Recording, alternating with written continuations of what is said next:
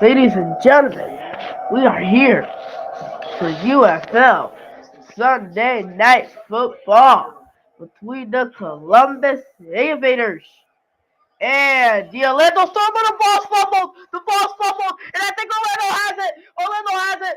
What a huge action to start the game! It looks like the returner Jones was about to dip and return it, but there is a penalty on the play. Javon Jones, the returner, fumbled.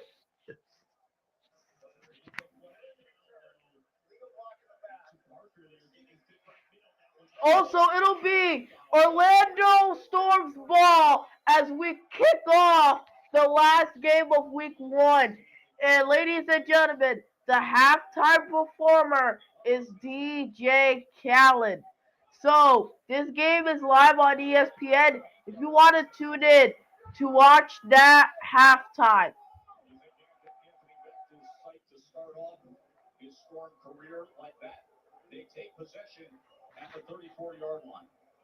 Chris Rowland in motion. Chris Palmer in the backfield. Plummer. He's complete to Elijah Badger. He's saying Luigi. Jack Plummer. He led Louisville to 2023 ACC championship game. Played the 2025 preseason with the Arizona not the Arizona Cardinals, the Carolina Panthers, as they handed off. That might be a game about at least 2 or 3. This is a good start for the Orlando Storm here. A very good start.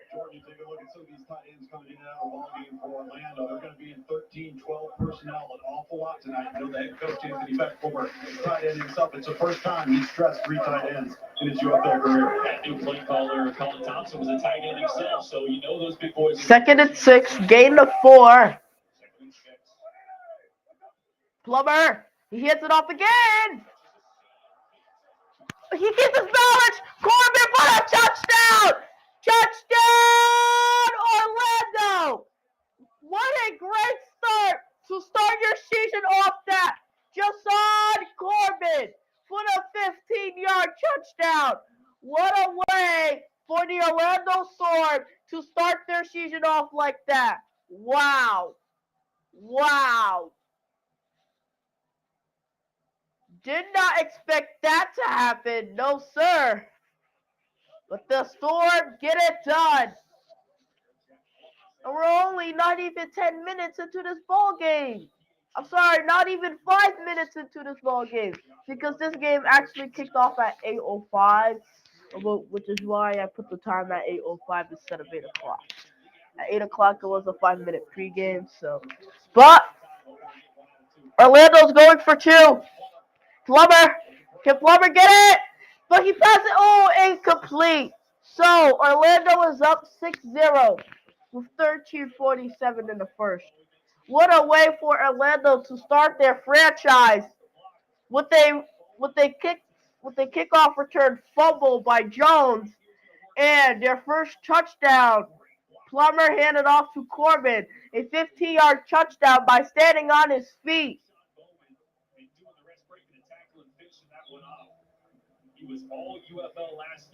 He was all UFL last year. Wow. This is a good start for the Orlando Storm here. And they have their backup quarterback is a former Cleveland Brown. If you see his highlights in the preseason for what he faced, I think either Jacksonville or or something like a team like that, you will see Doran Thompson Robinson, his highlights.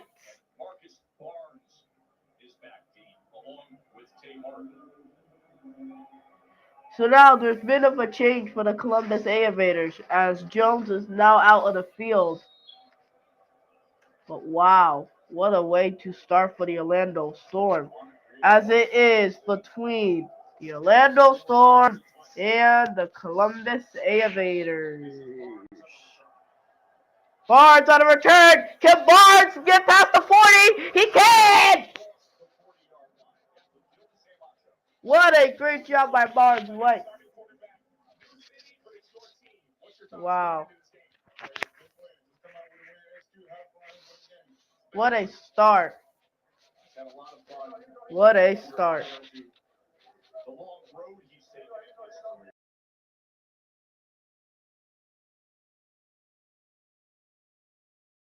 So Kiki Chisholm is on the Columbus Aviators. So guys, I think that this might be the former Houston Roughnecks roster. Well, I think at least some players. But what can Jaden McClendon do here? He'll hand it off. He'll get a gain about at least 4 or 5. And the running back is Toa, former Michigan Panther. He was on a team that Bryce Perkins beat the Birmingham Stallions for the first time in their history since the 1980s. Gain of 5 for Toa.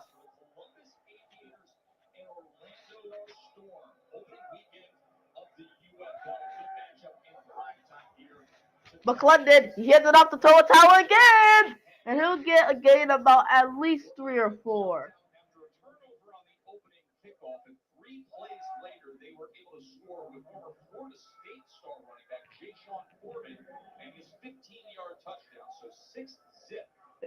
So he'll get a gain of about 4, so it'll be 3rd and 1 with 12:35 left in the first quarter.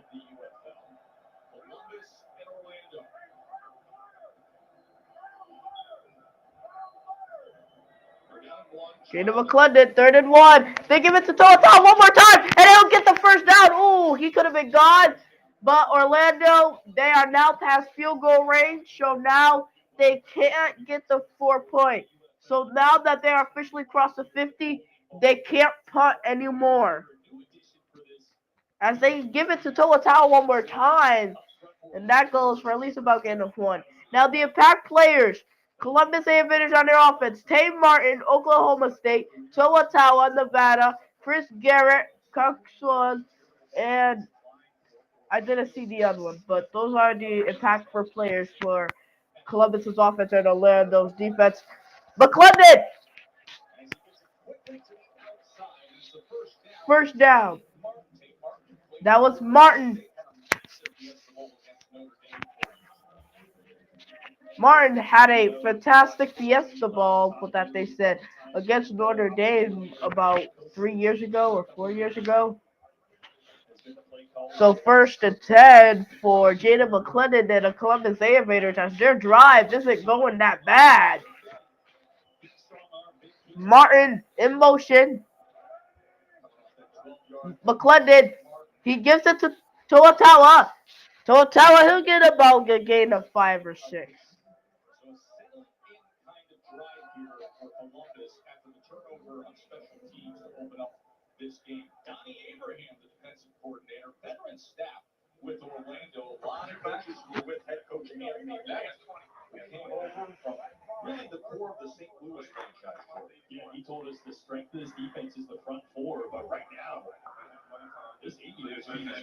Second and 5 for the Columbus Aviators.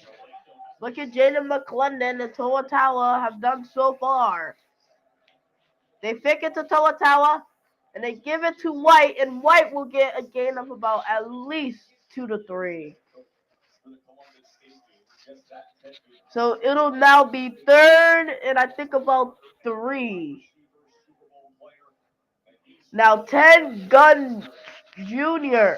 making head coach debut, former 9th overall pick in 2007 by the Miami Dolphins. He made the Super Bowl with the Carolina Panthers in Super Bowl 50, which that was 10 years ago. 3rd and 2 for Jaden McClendon and the new Aviators offense for their franchise. Can they get a touchdown here as it is only 3rd and short? McClendon, he passes it. Oh, intended for Kiki Chisholm, and it's incomplete. 4th and 2 now.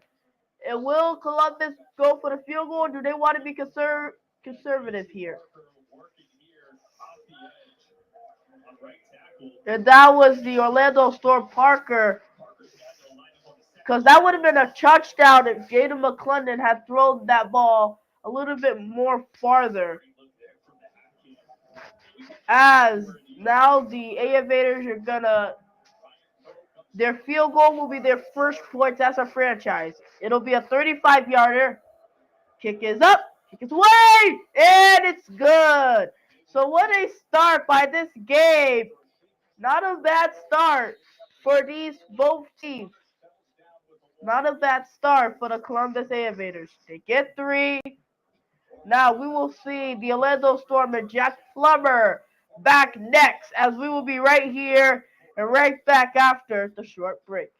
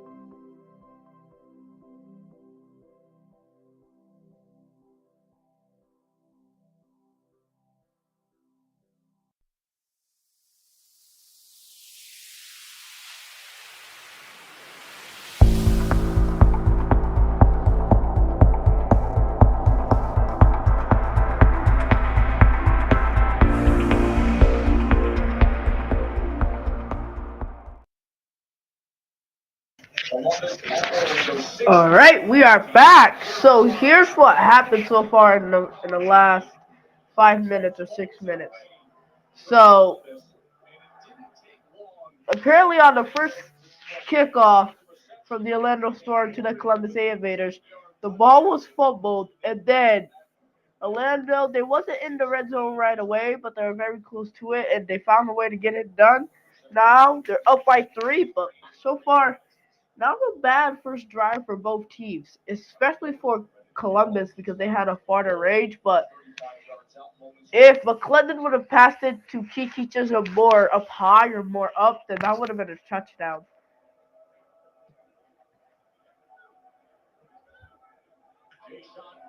As Jay-Sean Corbin on the return. Jay-Sean, he gets past the 30 and almost past the 40. He got past the 35. Most likely it's a 36 and a half.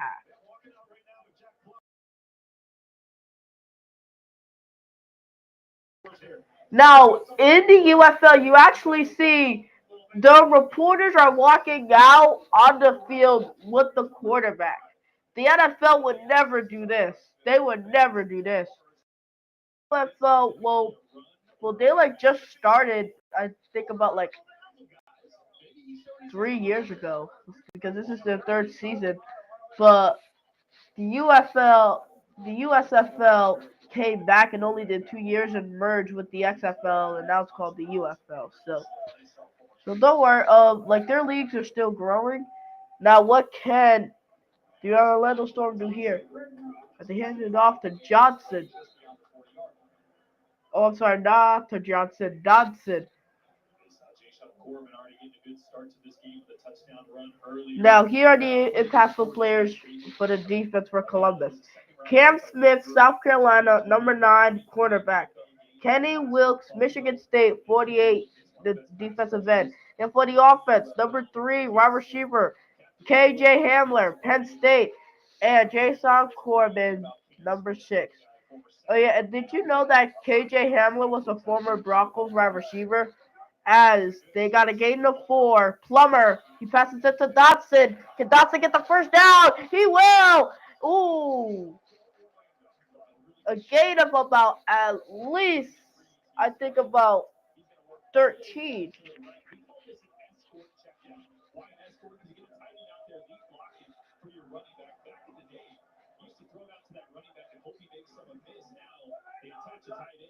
As they go, hurry up here. They give it to Dotson. Dotson get at least about gain of 1 or 2.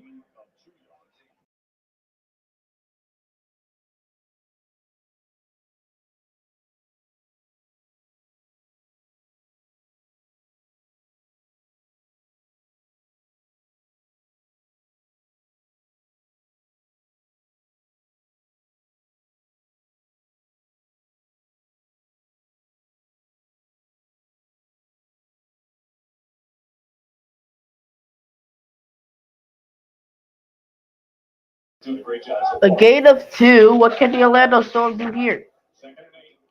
Give it to Dotson. Dotson, he'll get about at least a gain of maybe 1 or 2. So it'll be about 3rd and 7.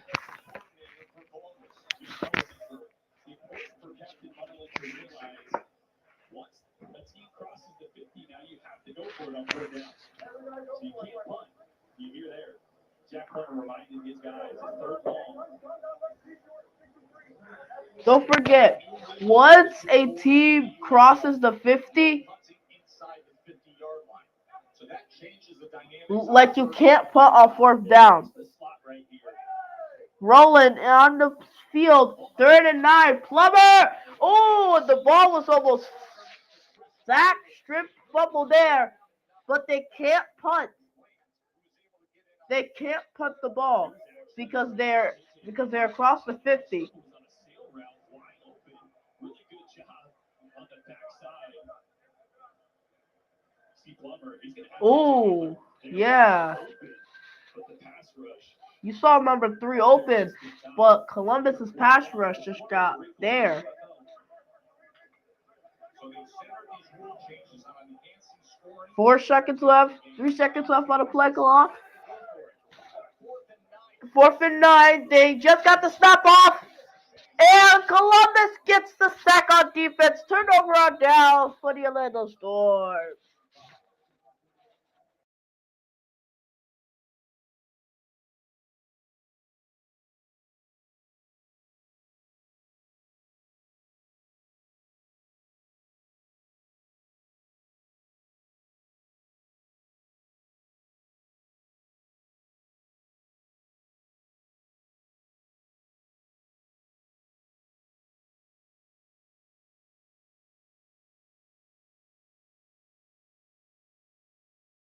Aviators DC, Captain Butterland. Cap, what are you seeing down here? Oh man, I'm seeing a lot of things going good for ourselves, man. Right now, there's a good stop on 4th All down. right, they got a good stop on 4th down. Like they said, this no punt rule across the 50 will be the most effective, which is why I think that teams are gonna hate it the most as they get at least about 4 or 5 at the end of McClendon is back with the Columbus Aviators on offense. McClendon able to connect with Alizé Mack for 6 yards as Columbus takes over after the turnover on downs. Listen, I love the hunting once you cross the 50-yard line. You see what it creates because look at Columbus now. They're already in position. You could have the option to go for a 4-point field goal there to win 60 plus, or go for 4th and 9. 7-4. They give it to Lovett, and Lovett gets about no gain.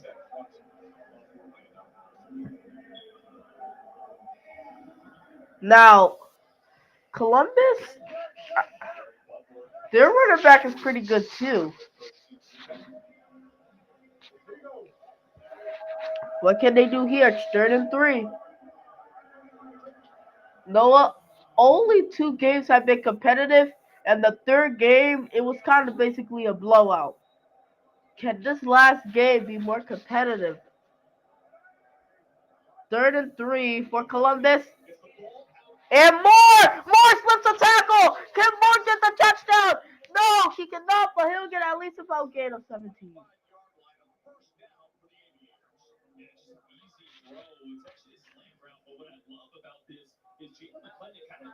Sits it down right there. You see that, so it allows you to have a two-way go on Micah Avery, man, who's coming downhill.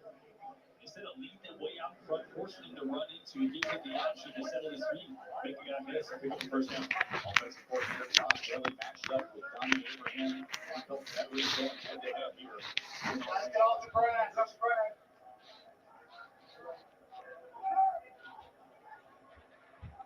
Come on, go! Come on!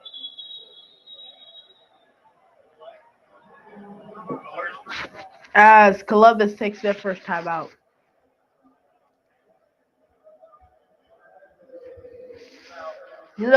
Ted Gunn, not a bad first quarter as a head coach for him. Utilizing the timeout. 6-3 home team. Storm on top of the Aviators. Quick break. We'll be right back. We will be right here, right back after the short break. Orlando up by 3.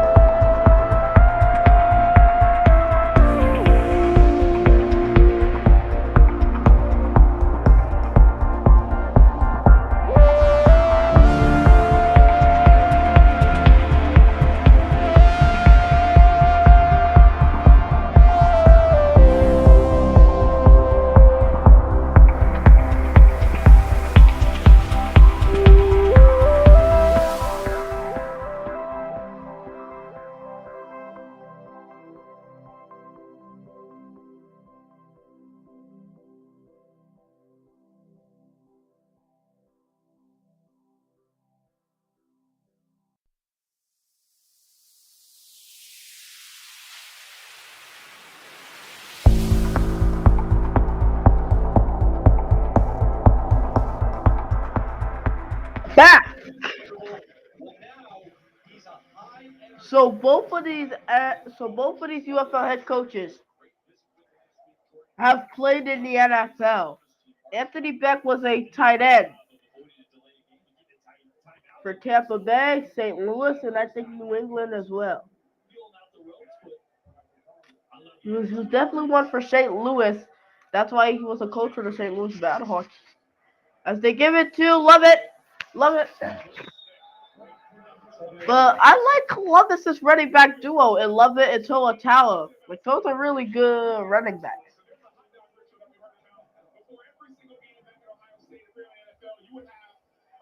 We're showing the video right now. You eat your hot dog. Tell me about how this ritual got started. We hungry, that's what you go for, a dog. Mean stadium, good pitch, great place, great popcorn and great dogs is always in the best stadium. How's it feeling? First time head coach. What are you seeing so far? Oh, man. They get Columbus New Year. They give it to Toa. Gets at least about a gain of 1. My first time out, we okay. I appreciate it, coach. Andrew Parker just came up with the tackle against Tower. So Ted Gibbs Jr., his coaching debut at time in high school at Glenville's alma mater. Of course, his father, a legendary high school coach back in Ohio. He's got a long history.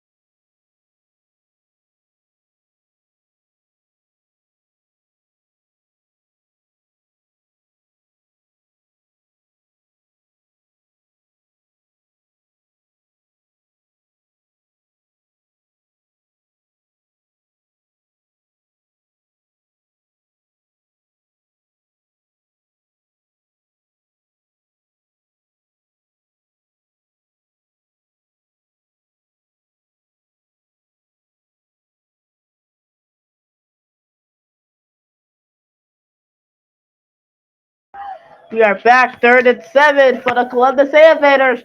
They are past the 50, and they give it to Love It, and Love It gets a gain of 1.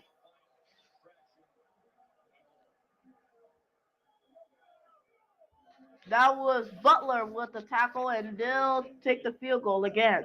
We got 3 in our pocket, so maybe that's the reason there. You're not as aggressive. You don't want to put Jalen McClendon in a situation where he has to force a throw, get a turnover. You got an opportunity to tie this game up with a chip shot field goal.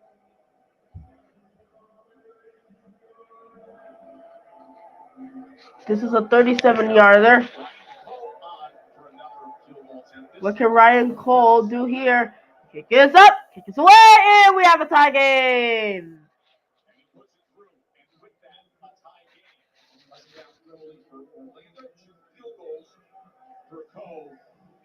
For Columbus, 2 drives has ended with scoring, so not bad. Anthony Beck, 27th overall pick in the 2000 NFL draft. So he was drafted before Tom Brady. He was a West Virginia tight end from 96 to 99. He was drafted by the New York Jets, played for 5 NFL teams, 2000 to 2011, for Tampa Bay, St. Louis Battlehawks head coach, and now his first season with the Orlando Storm, and he spent 3 years with the St. Louis Battlehawks. All these players coming from different rosters. There's not much cohesion. You got a 30-day camp to get these guys ready, get offense and defense installed, but also trying to get some semblance of a team and a culture. And Anthony Beck is one of the best at doing that. It's the reason he went 22-8 at his time in St. Louis. And if you look at Anthony Beck's time with St. Louis, he was 22-8. That's a pretty awesome record, if you ask me. 22-8.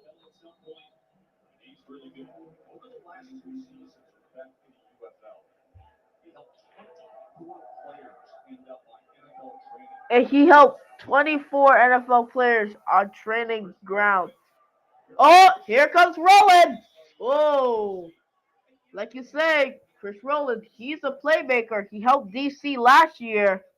Of a coaching tree all of a sudden. A.J. McCarron, who was his quarterback, is now the head coach at Birmingham, which is If you look funny at because AJ McCarron, he was Anthony Beck's quarterback. Now you look at Ricky Pro, he was his wide receiver coach. And now they are both head coaches. If you look at Bruce Gokowski, he is Lions' assistant wide receiver coach. So, like, Anthony Beck's coaching staff, they have very good futures now with football. Plummer throws it deep and incomplete. Good coverage there, but there's a penalty. I think it might be for roughing the passer.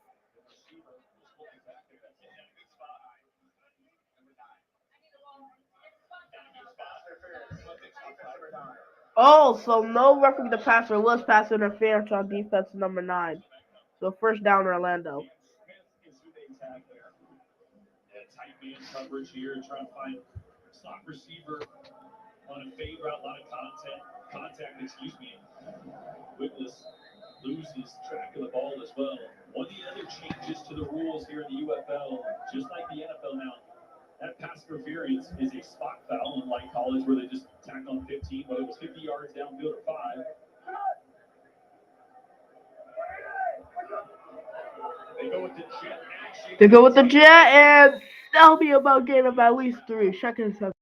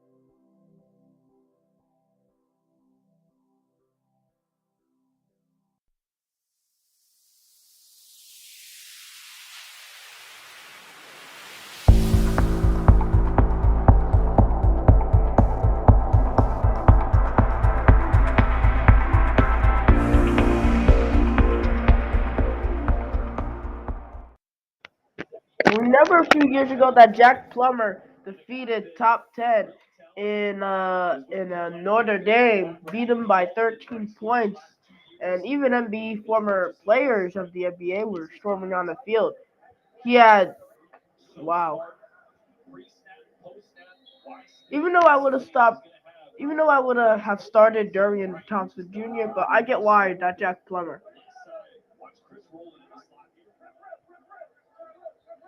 Second quarter, 1st and 10 for Orlando. Plummer, he'll pass it. Badger gets the first down and more. Now they're across the 50. What a good catch by Badger. Gain of about 30 plus. Getting a lot of quarters, if not pressure, so I expect some type of pressure here. It looks like they're staying on one high, expect Plummer! What can Plummer do here? He'll throw it! Nope, out of bounds. Out of bounds. What do we got here, Hank?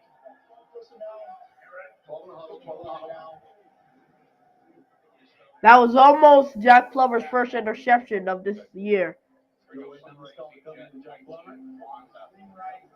It would have been an interception if he hadn't bobbled it, because I did see a toe down, but he bobbled it.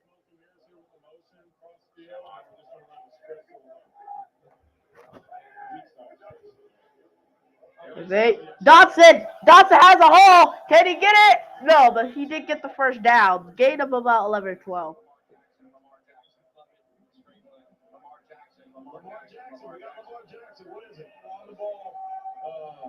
Oh, and now they're calling Lamar Jackson. And there is a Lamar Jackson in the UFL, but he's on defense. I think he plays for the Louisville Kings. It's not Lucky Jackson.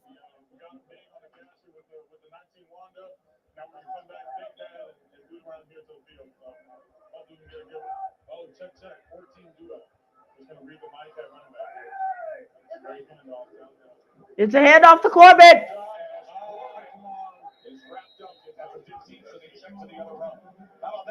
The gain of about at least 2. I got my 2-minute quarterback system on the sideline here. I got Hank Bachmauer. Give me the call, man. Got 11 personnel. I don't know how to call you. Lap the gun. 52 F mesh, your basic mesh. Mesh concept, air raid. basic mesh concept, pure progression. Expecting man, right? Expecting man here. If you get zone now, let's walk lightly and let's sit in zone in our shallows and really work that triangle read over the ball. Don't run to get covered. Plummer. 2nd and 7 for Plummer. He gets sacked by Stone Jr. His 2nd sack of the day.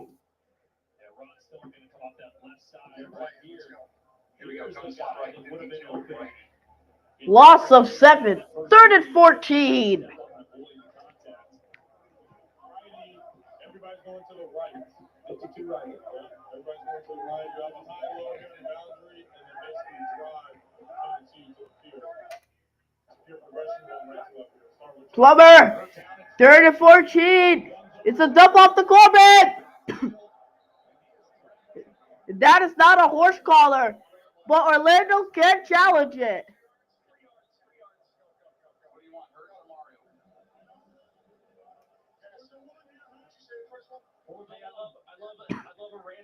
Oh, and that was a gain of 13, so it's actually a 4th and 1. Oh, wait, no. Not a gain of 13. It was a gain of about 10.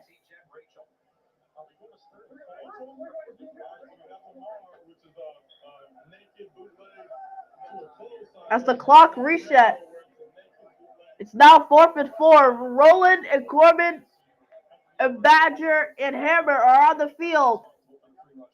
Hammer in motion. They fake to Corbin. They have Badger for the tight end and incomplete. Turnover from Orlando. Columbus holds on defense again. It was the perfect play call, but he just overthrew it.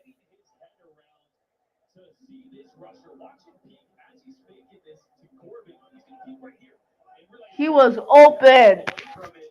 The ball is actually good. It looks like a little mistimed jump there by Connor Fox. Ooh. Oh, I think he jumped. He could almost. Ooh, there might have been a hold on Chris Rowland. I mean, Orlando can challenge it. Back-to-back Orlando drives, turnover on downs. We'll be right back after this. 10 minutes of the first half until we see DJ Khaled. That is why I don't ride elevators anymore. Hey, what's with you today?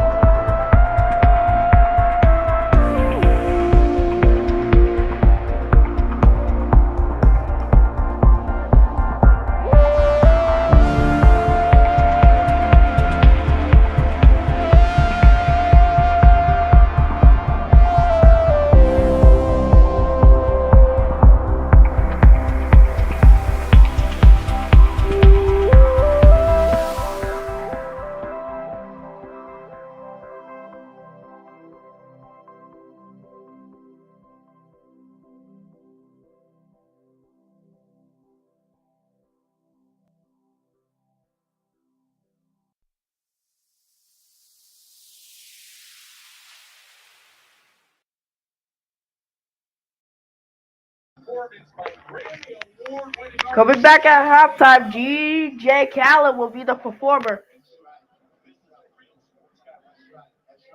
Oh, DJ Khaled is now in the commentating booth. This is going to celebrate music, good energy, and Orlando Storm, and this being the first, it's going to be a vibe, It already feels like there's great energy here in the place. Orlando's a great sports city, but something about this intimate venue, having pro football in this city, just fits. And it's incredible. The city's always exciting, but to have this right here, this new vibe, new energy, new wins, and new blessings. I love it. You're a sports guy. What do you think of the talent we got on the field so far? Man, I'm loving what Orlando Storm's doing, man. I was just telling you off the air how excited I am about UM, right? Yeah. But I'm watching this. McClendon, he passes it. Like the hunger of the players, so I love what they're doing today. It's beautiful. Yeah, everybody associates you as the Miami guys. Wow. You know how this year, right? No, but I'm Canes. I'm Dade County 305. I'm Miami everything. But I got love for Orlando because I used to live in Orlando.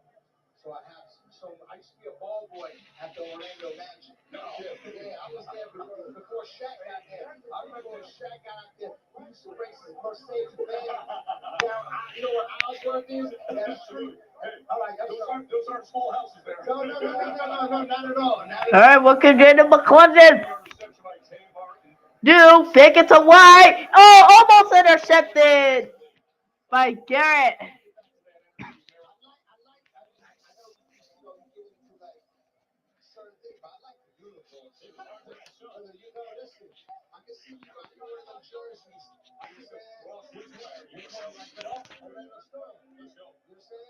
DJ Khaled, your halftime performance. We'll let you get ready to get to work here. We're gonna have one big party. DJ Khaled got new music coming. A lot of God, that new music coming soon. Fresh is coming. All right, we're ready for a show from one of the very best to ever do it, the Grammy Award-winning DJ Khaled. Coming Third and 3.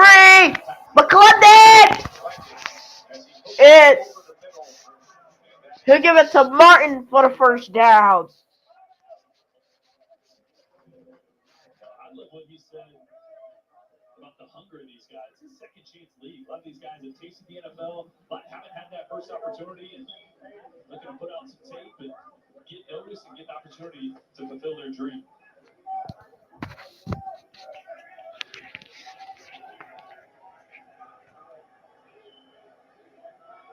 First down, 3-yard reception by Martin. He's proven to be a weapon early on. McClendon. He throws it to King Chisholm and it's incomplete. Good coverage on the deep ball. I'm here with Jalen Morton, one of the quarterbacks. So, Jalen, you're going to walk us through this next play and then tell us what you expect and what's happening as we go on. So they say regular formation. What does that mean? He's got the play today right now. Yeah, so right here we just got our regular curl concept with our base package, and they've been running a lot of cover 2 or cover 6, so we'll see what happens. It should be tighter, but we'll see. One second on the play clock, and they get the snap off. McClendon, and the ball is tipped and incomplete, but there's a penalty on the play.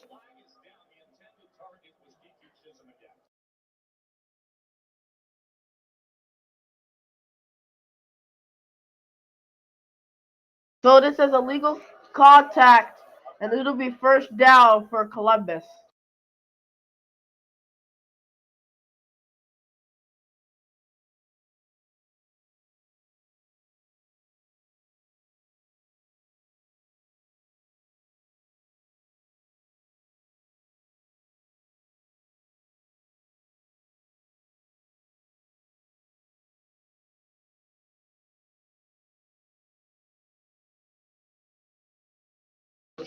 McClendon, first down, as he gets it to White.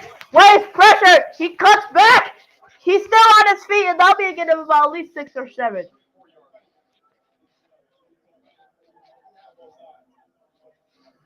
Really good job by Deshaun White. What a good job by Deshaun White and Jalen McClendon. Split through and forces DeQuandre White to cut that one back. Ended up making a couple people miss there. So now second down, what we got here? Gain of 6. Stretch run, so depends on what J-Max sees. If he sees blitz, we'll probably dish it out, but it's just regular run. As they, pass to Chisholm. Can Chisholm get the first down? He can. And that'll be a first down for Columbus. So first down, what has been practice? Has it been more shot plays? Has it been more safe plays? What have you seen so far? Plays that we run now, it don't matter. All our plays are safe and inside, so it doesn't really matter to us. So this next one, listen in and let's see what we got.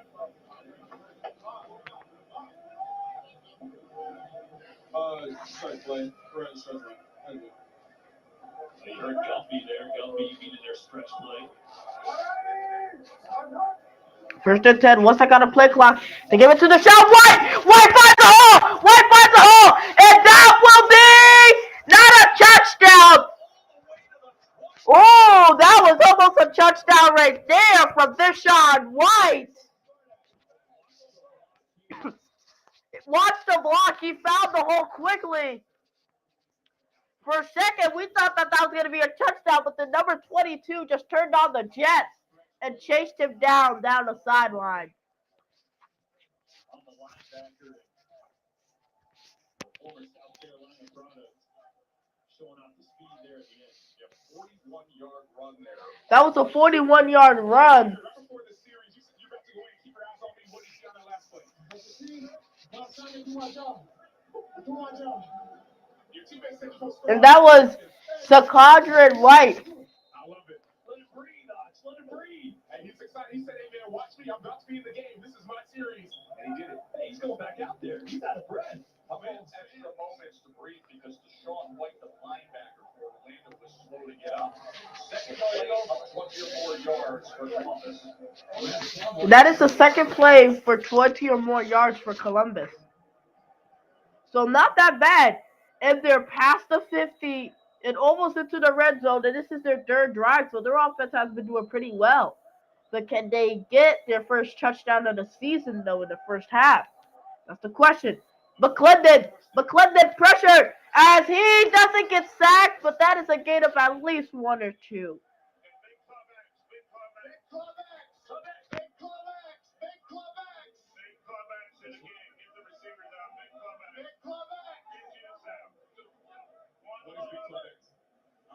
Big Club X, we just got big people in the game. Bigger people in the game. That's all it is. Oh, Big Club X means that they just got bigger people in the game. I think it's balance right now. If I'm not mistaken.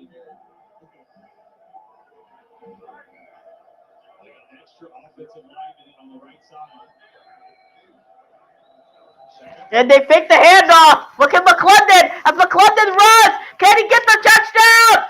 No, but Columbus is in the red zone for the first time all day with 5:15 to go in the first half. Don't forget, McClendon, he is tall, but he's also mobile.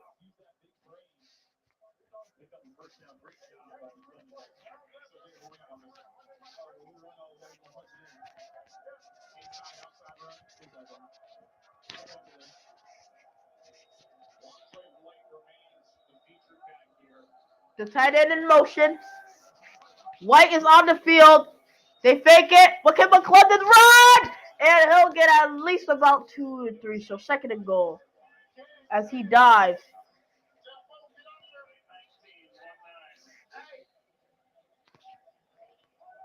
run. Well, I actually punch it in here. Well, I actually punch it in. It's one. What did you see on that last play? You probably see leverage of the backfield, on the corners. And so, that's a reliable source for us when we see that.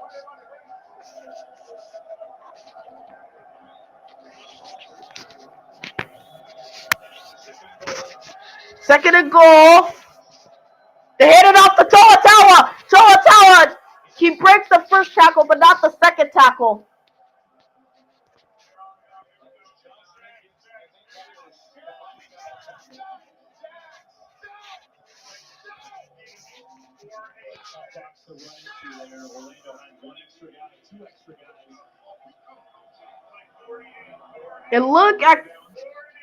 And you look at Columbus's first drive. Their third drive of this whole game. 11 plays, 86 yards, and spent 7 minutes on this drive. So this is a long drive, and they take their second timeout of the first half. As Columbus is going to the loudest part of this stadium.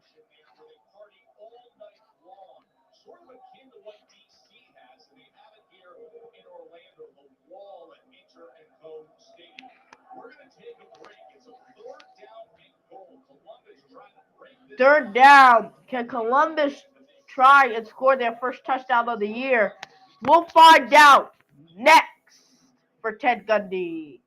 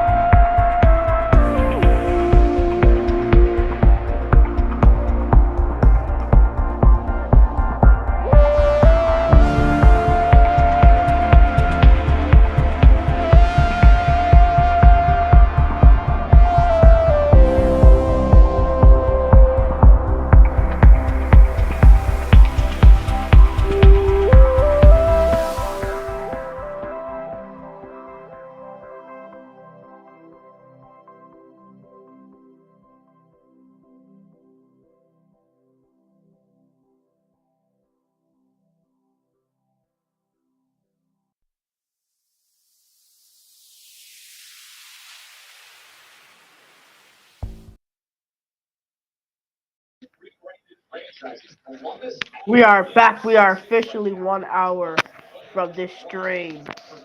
Third and goal for Columbus.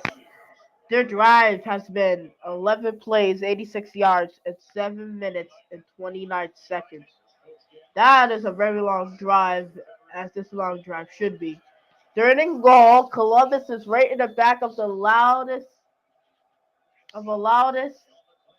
stand in the stadium of Orlando. Third and goal, and it's tipped, blocked like Victor Wembanyama does it in the NBA.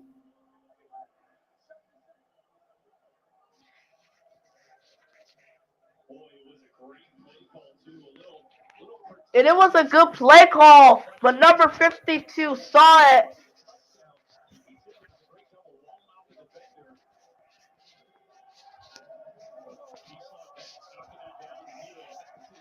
And they are going to go for it.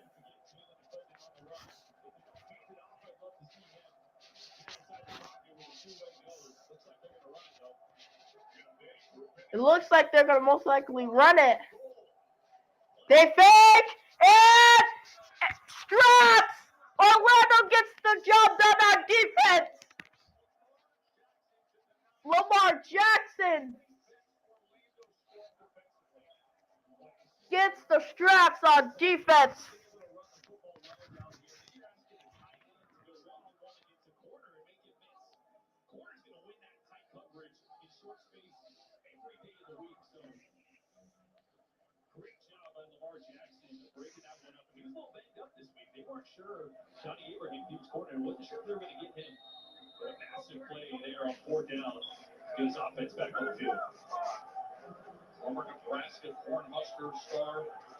But you see Orlando's backed up though.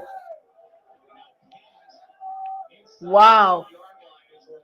For the first time all year, Columbus drive doesn't end up with either field goal or touchdown as Corbin keeps pushing. Corbin gets at least about 5.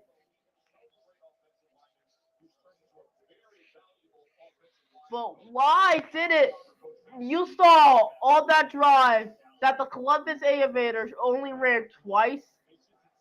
But why did they let a tight end face a really fast player? No. They had the right play on third and goal. They just didn't use it as 2nd and 5. And Corbin gets at least a gain of 1. So this is the 2-minute warning. As we will be right here and right back. This is UFL Sunday Night Football. As we'll be right here, right back after the short break. Orlando gets the turnover over Columbus. Back right after this from the intro of RJN Sports.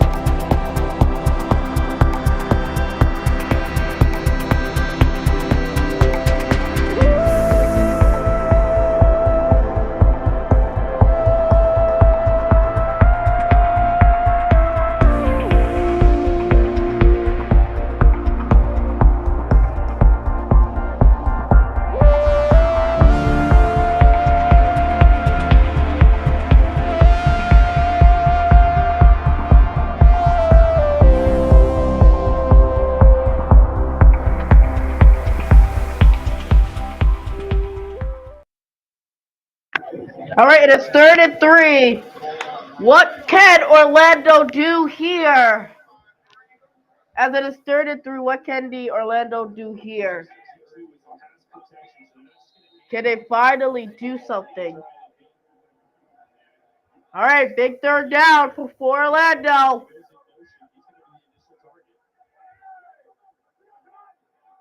Ooh, they almost got number 9 there. I think that number 22 is too far back. I move up a little more. Here comes the blitz, and it's caught by Chris Rowland for the first down.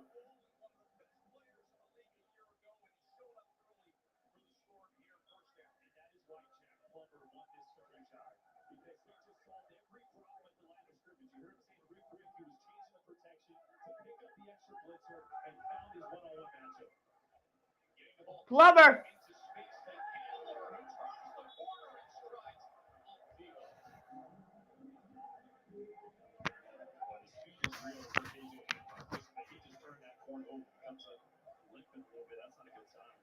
And Jordan, he's moving at a different speed out there. You look at it from field level, he is a jet. I mean, this burst to turn the corner here is really strong. His hammer is now kind of limping. 1:41 to go in this first half for Orlando. They're trying to see if they can get 3 points.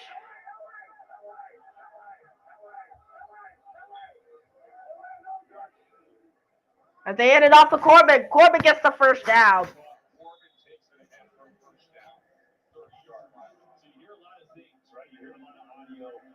Why do football players and coaches call things certain things? You heard LA right there. Where's LA on a map? Left coast. Far left right there. So a far left outside zone run. When they say LA, when you say call Raleigh, would be the opposite call for us on that. Another capital far right side of the U.S. and we're looking at it on the map.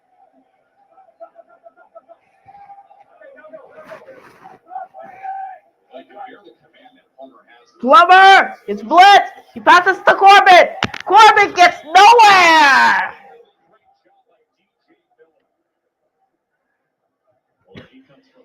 Tackled by DJ Miller!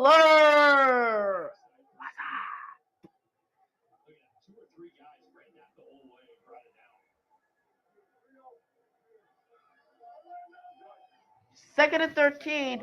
40 seconds to go in the first half. To give it to the tight end, and he's out of bounds with 40 seconds left in the first half. Columbus, they still have that one timeout and that one challenge. If they want to use that.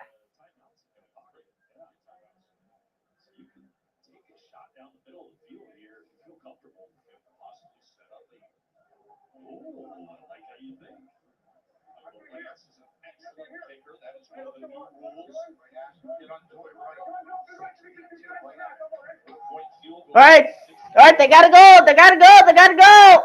3 seconds left on the play clock. 2, 1, as they get the snap off. Plummer, he gets sacked. No, he doesn't. Cooper Dodson for the first down.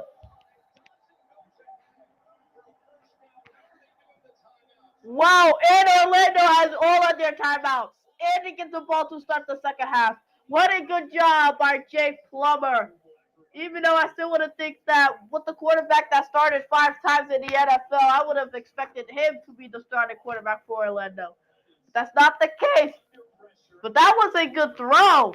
No, that kind of looked like a little Mahomie.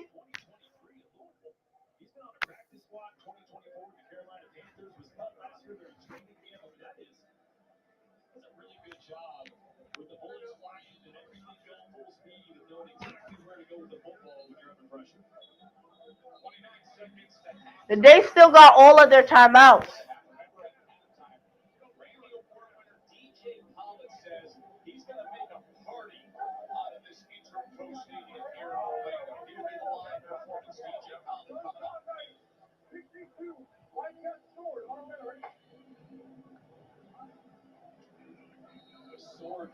Jack Plummer, 9 of 12 and just hit his 100-yard mark.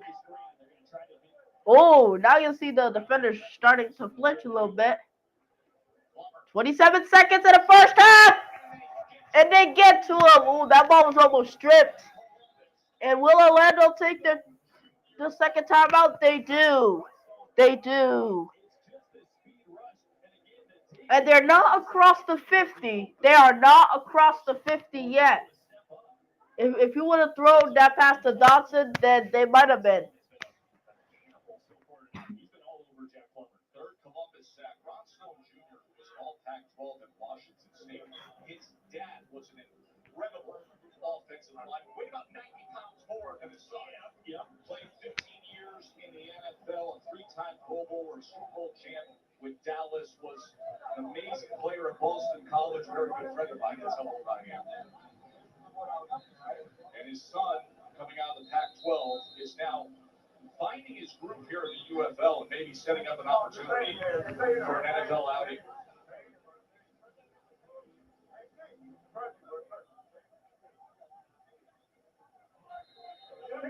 Ron Stone Jr. signed an undrafted free agent with the Raiders. As it is 2nd and 14, and the lineman moves up. It is a free play, and it's intercepted. But it's coming back, obviously. But can that be a touchdown?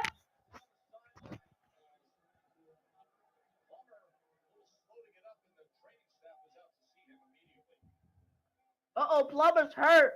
Had a free play there. Everyone was looking off the ball.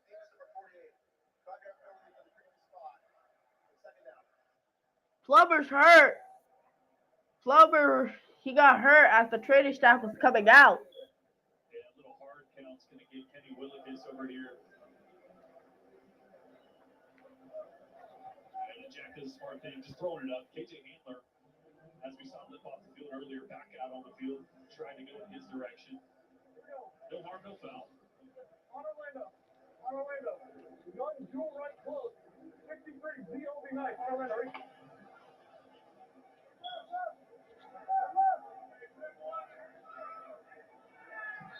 15 seconds left.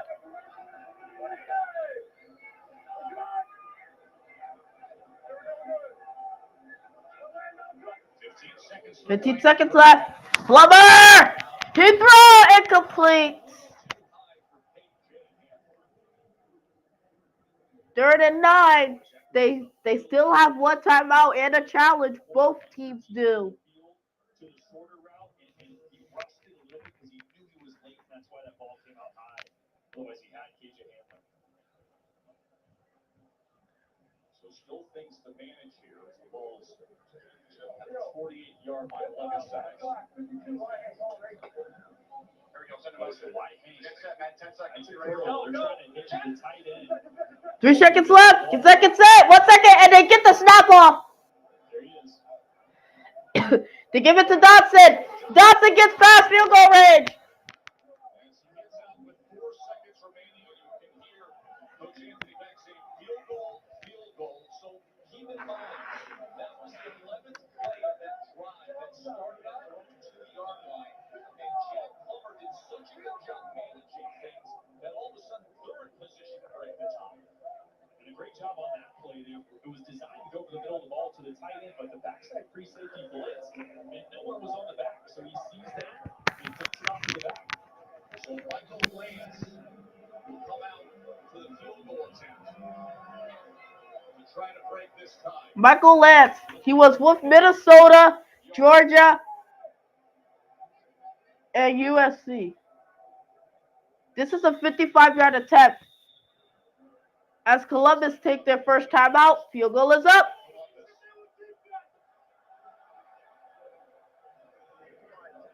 Oh, I think that he wanted a practice shot.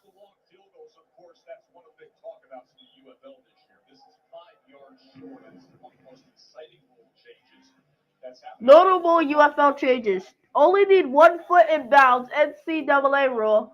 60-yard field goals are worth 4 points. No punts inside the 50 unless inside 2-minute warning. And the tush push is banned. A 4-point field goal. What I think is going to excite a lot of people, Jordan, though, is what you see there. No punts inside the 50-yard line. That's great. It's going to change play calling once you cross midfield. It's going to force teams to be more aggressive, which I love. This is a league where you want to showcase your talent. You don't want to do that by punting. You want to do that by going 4-on-4 to try to put points up on the board. This is a 55-yarder. Can Orlando take it?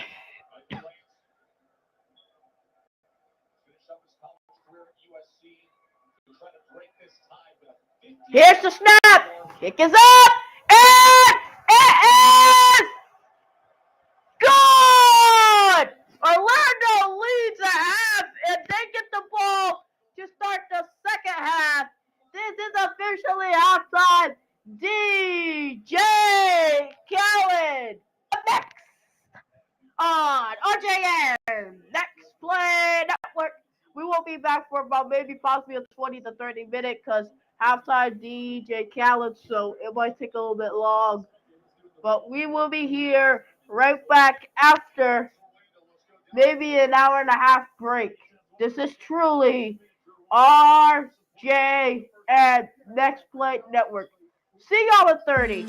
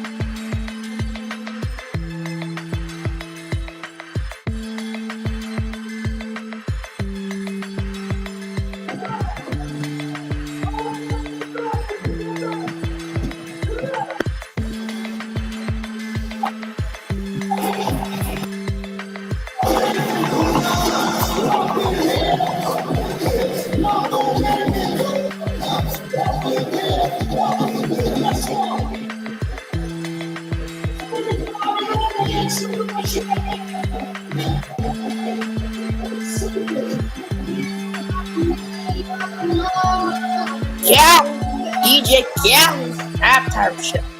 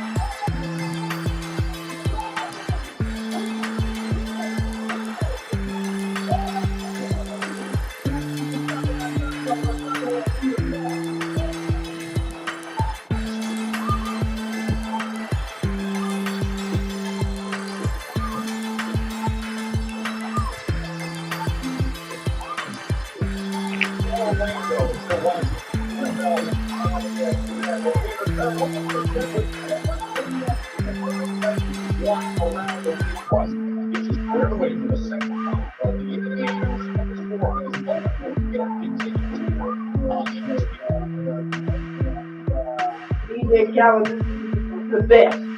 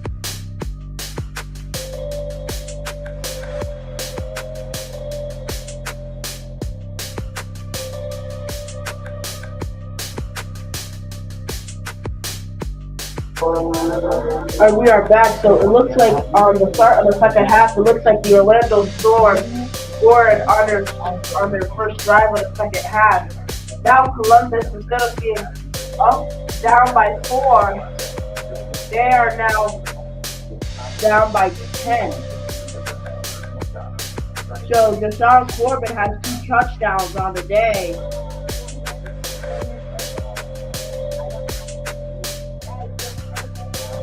So we on our way back.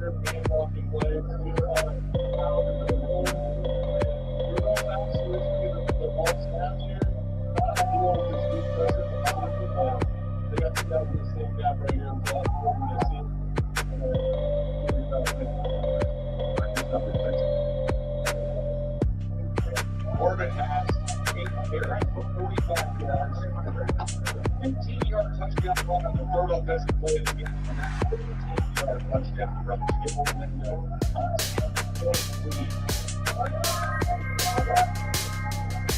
Great power. Right back at the USW rushing touchdown a year ago. Well, they did a great job of adjusting. That first drive, total time was great.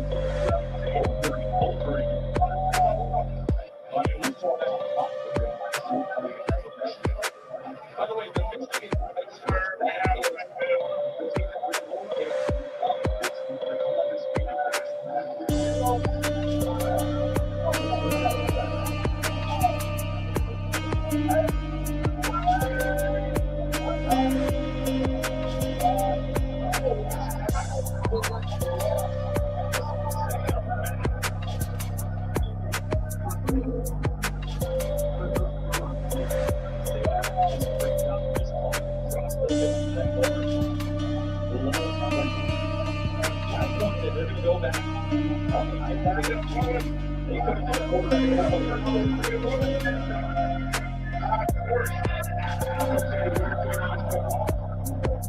Now 38.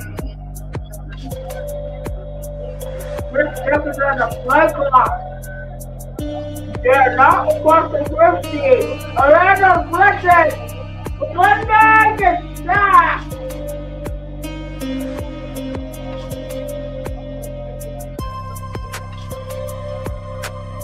They not. Pressure.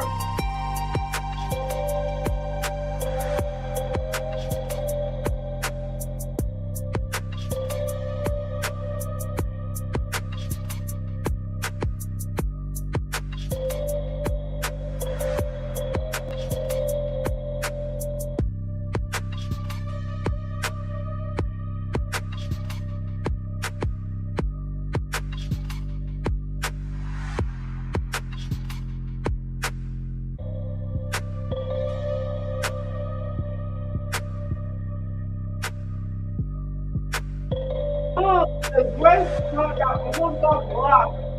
Now Orlando has to start way deep again.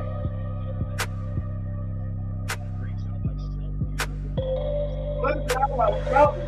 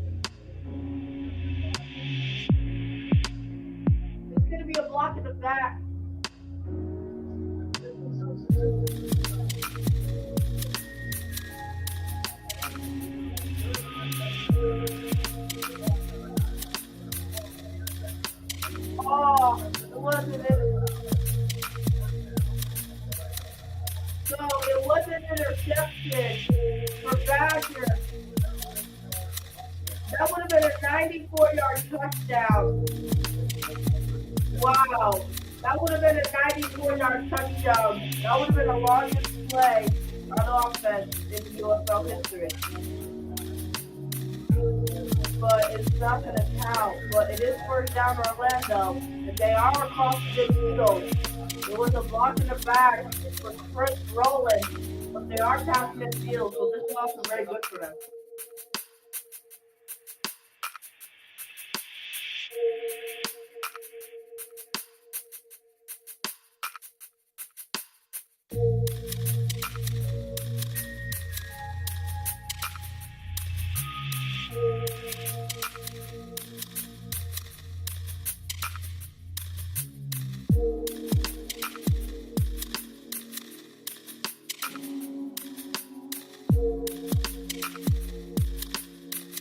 Cover, it's to Dawson. Dawson gets at least about 4.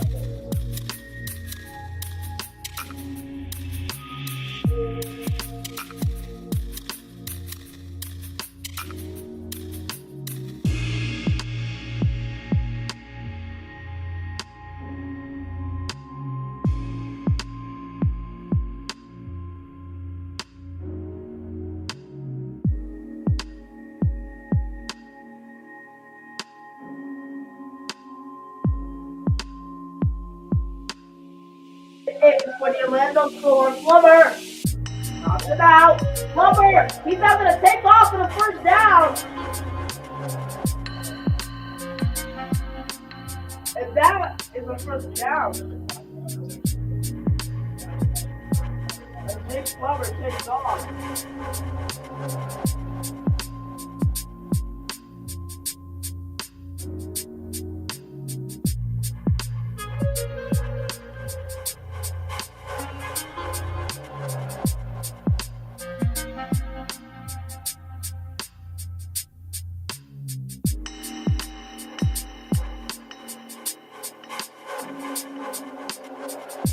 First and 10, Dawson. Dawson almost would have been a touchdown.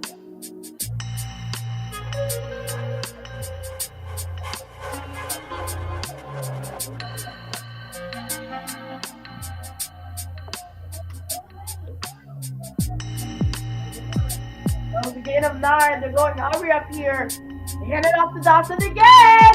And that'll be a first down. Gain of 1.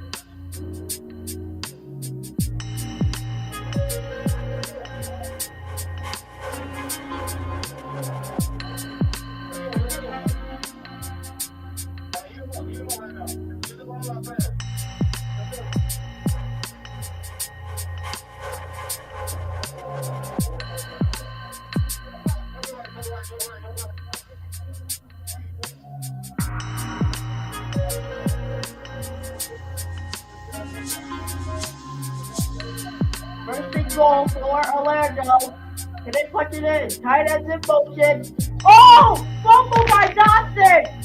Ooh! That almost backfired for Orlando.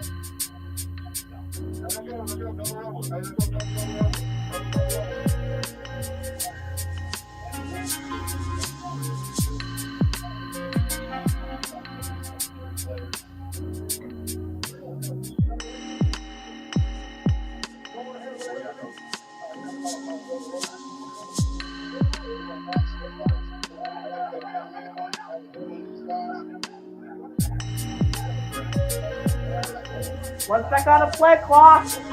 Flubber.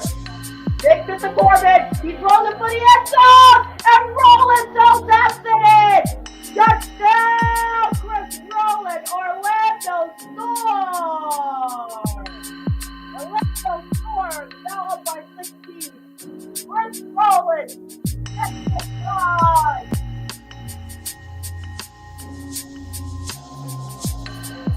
So it is a touchdown drive either way because it was supposed to be a 94-yard drive, but then Chris Rowland cost them the touchdown, but he makes it back on this play. He didn't make the 1 point attempt. It is still a 2-possession game because you can go for 3 in the USL, so it is still a 2-possession game.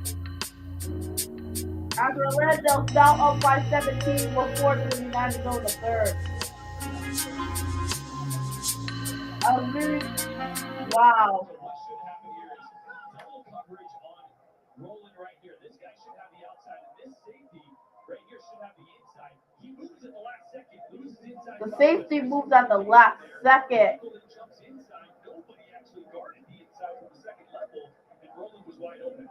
So miscommunication on bracket coverage led to that touchdown for Chris Roland. The call was right. Miscommunication. Chris Roland. We will be right here, right back. Orlando up by 17, 23-6. Another blowout.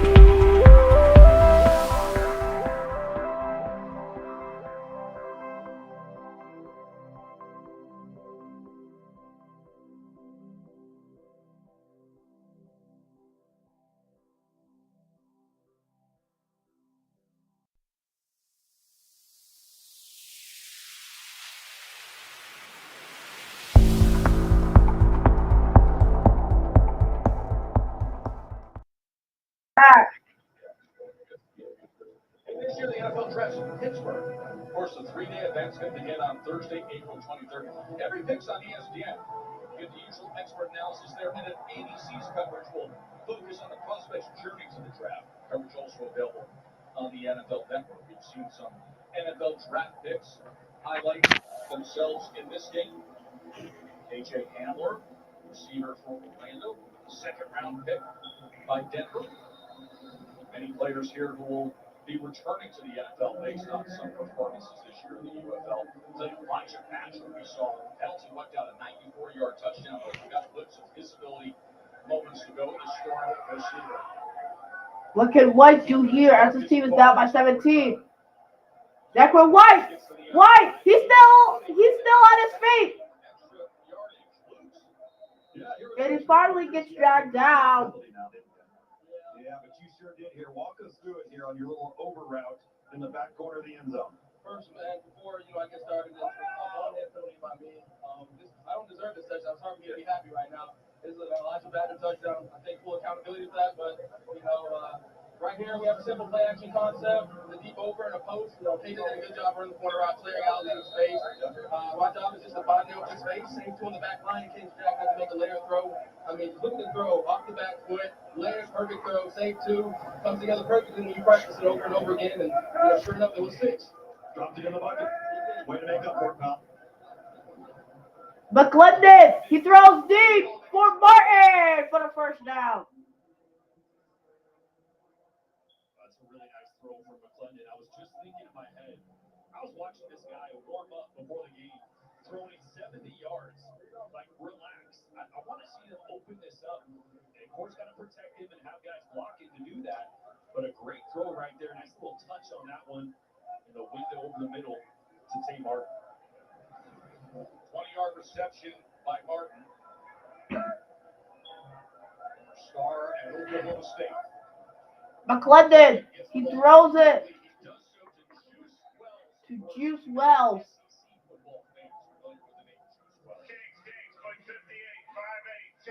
Kings. Flip it. Flip 5-8.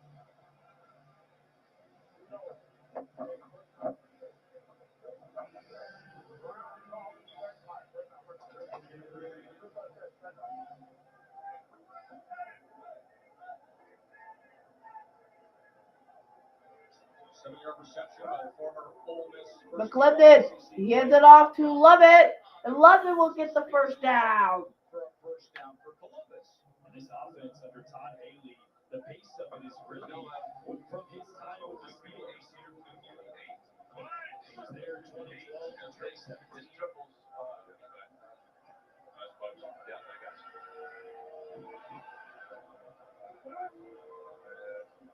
McClendon slips a tackle and incomplete. It was intended for Lovett. Kings personnel. Kings. Hey, Gino, he needs one. He needs one. Trips left. Black Chevy. Trips left, black Chevy.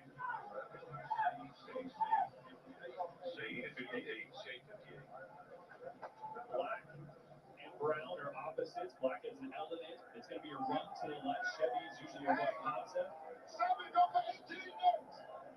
3 seconds left on the play clock. 2-1. He gets a snap off. McClendon, and he passes it. Bobble for Wells, but makes the catch.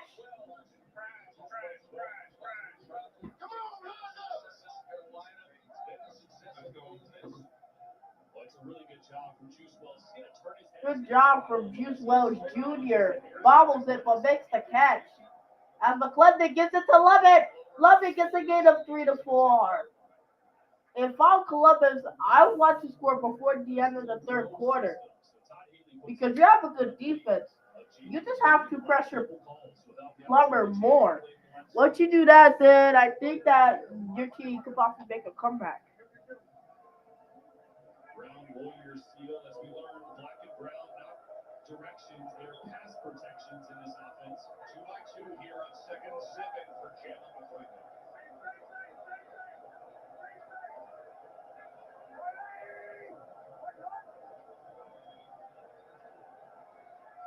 And Tipton! 3rd and 7. Intended for Kiki Chisholm. Really good coverage there from the Vandy product. Donnie Abraham mentioned the biggest question mark for him coming to this game was the secondary. They also have his son, Mike Abraham, on one side. Inexperience, but so far playing really well in the back end. So a really good pass defending on 4th down for Lamar Jackson as well. So 3rd and 7. McClendon! And the ball! Fumble! Columbus was able to fall on it. That was the center Barney, but good pressure from the defensive front for Orlando. Well, they actually put Chris Perry, the defensive end, inside in the C gap. They put big boy. And that might be the last play of the third quarter. You know, they got to take the points. As they were in the red zone, but just can't cash it in.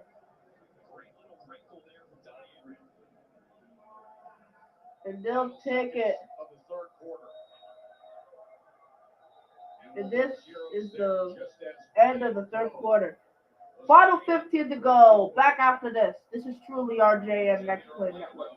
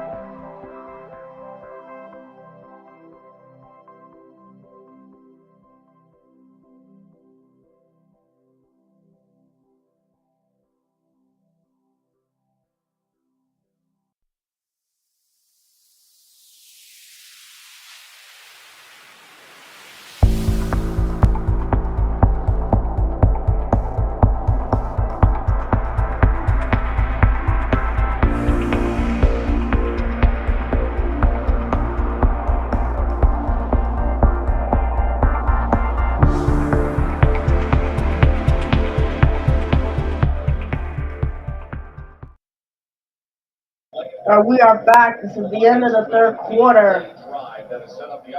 Can Columbus get 3 points here to increase to increase the margin to 14? You can have 9-point possessions. You can have 4-point field goals. You're really never not far out of it. Yeah, instead of an onside kick, you can go for it on for 4th and 12 from your own 28. So a lot of ways to get back in the ball game, even late in the fourth quarter. And that is what Columbus is. But they gotta make this attempt first. Kick is up away, and it barely makes it through, but it is good. The lead now shakes to 14. Columbus gets on the board. As it is, ladies and gentlemen, the final 15. Y'all know what time it is. The final 15, baby. Yes, sir.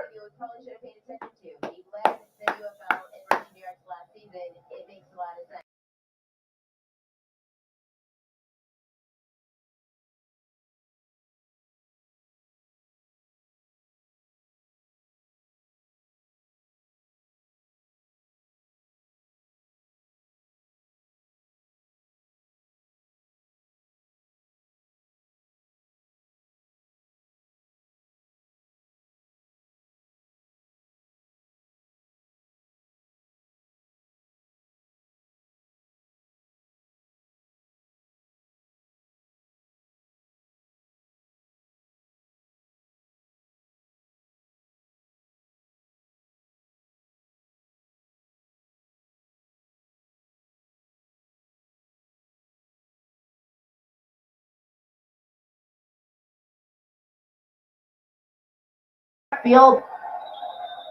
And the ball drops.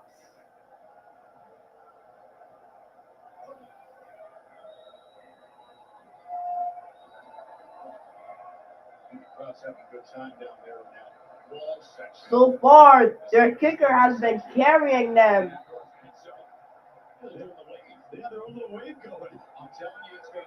Kick is away. And it's a touchback. Tonight's game flow is brought to you by Progressive. There's been a lot of action. Jason to extend this Orlando lead. And then Jack Plummer, almost a no-looker there as he's falling off his back foot. Chris Rowland got behind the coverage and finished it off. This is a really, really important drive for the Storm, also for the Aviators. The Storm have been able to put together long drives, almost at will. Aviators need to find a way to get to Jack Plummer, force a bad decision, force the ball to get on the ground, try to get back in this game.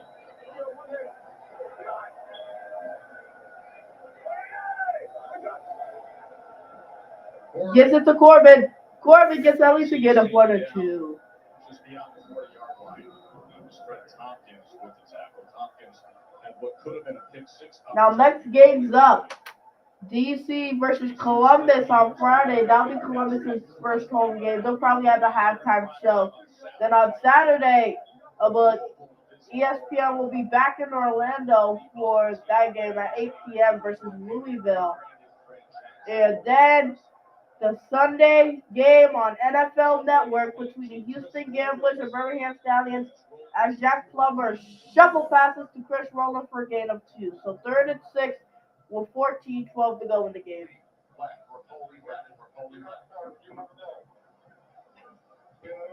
Oh, sorry, for a gain of 3. So Chris Rowland has 4 catches for 28 yards.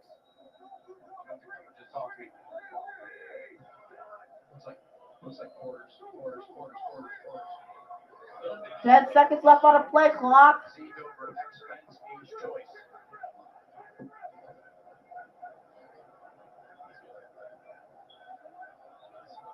Third and 5. Plummer as he tries to run and he gets taken down for sack. The Aviators get the stop on defense. Now can their offense answer? When it comes to scoring in the UFL, is looking at a 9-point possession in a blank. Initial protection was pretty good. The coverage on the back end is what did it. You heard Z Dover. They were trying to hit a deep crossing route, but it got matched underneath with safety help over the top. So nowhere to go with the football for Jack Plummer, despite initial protection being pretty good.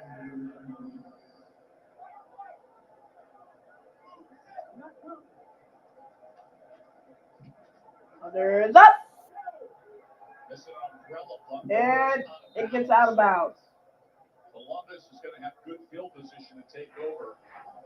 Under 13 minutes to play, but we're mentioning it. Listen, Under 13 minutes with 12:50 to go. What can Ted Gunn Jr. find a way? And you see late game scoring drive. Touchdowns can be worth 9 points. Regain possession after scoring with 4th and 12 conversions and 4-point field goals for 60 yards. 9 points, what do you mean? Remember, you can go for 1, a normal PAT, you kick it from the 33-yard line, and go for 2 from the 2-yard line, or you can go for 3 points from the 8-yard line. It wasn't a 10 last year. They moved it up a little bit. So you have the opportunity to score a touchdown or 6 points, go for 3, and really jump back into this game. A lot of ways, the UFL is really exciting down the stretch. See what Jalen McClendon, quarterback for Columbus, can come up with here. McClendon throws it to Martin. Screen play. That'll be a gain of about at least 7. He's taken down at the 42.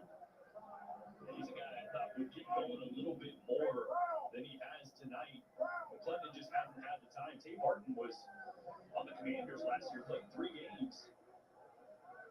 Got released and trying to get back in the NFL. Gain of McClendon. Passes it. And it's caught. And it's caught for the first down. Taylor was met right away by Micah Caught by Taylor, but he got rocked. That's almost kind of like a Dwayne Johnson hit. Great read on that. I think that was Tom Levenville wearing the hat. You got the hat on down there, Luke? I got the hat on, but our boy Anthony Beck's melon is so big. It barely Oh, fits here him. comes the pressure from McClendon. He throws it in. Is it caught? It looks like it hit the ground first.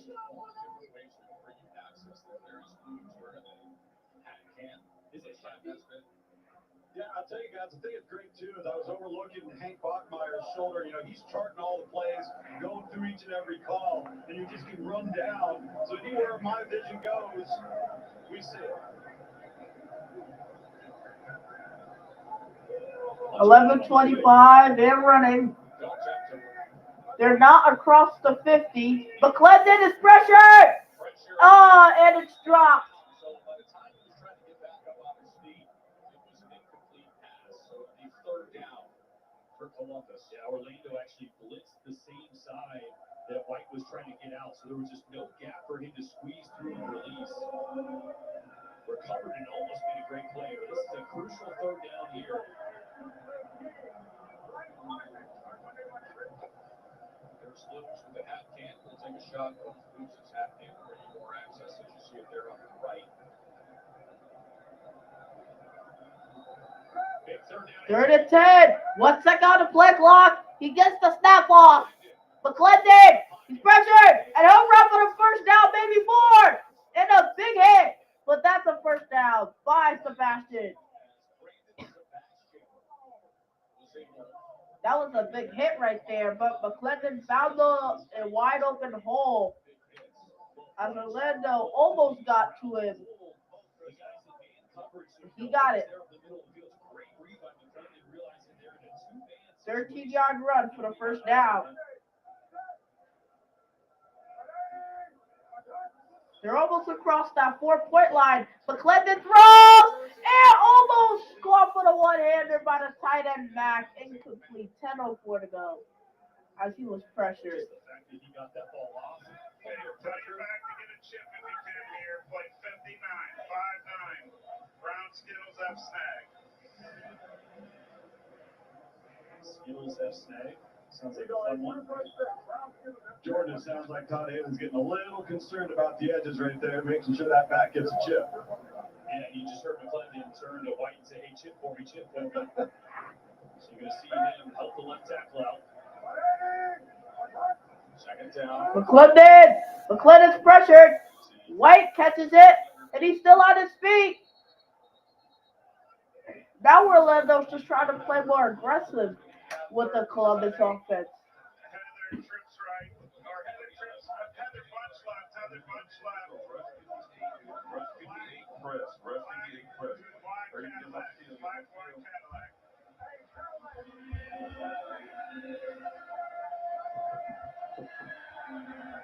Don't forget these we get out here.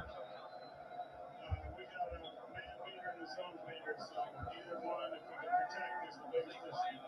McClendon, 3rd and 7. Pressure. It's caught by the tight end, but he doesn't get the first down. Are they going to go for it with 8:45 left to go?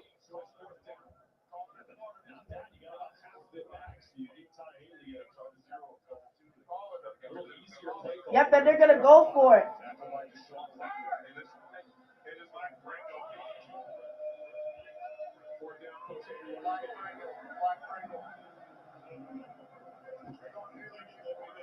Decent chance of getting in because it's 4th and 5, and then get some pressure, but it looks like it's going to be down here, or at least the single high zone.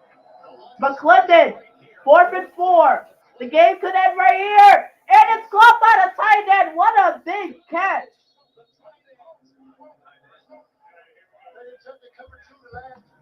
And this is a great job because they end up rolling to cover 2, actually. So they have a man beater on. They roll to cover 2. Oh, and Martin and Chisholm were open.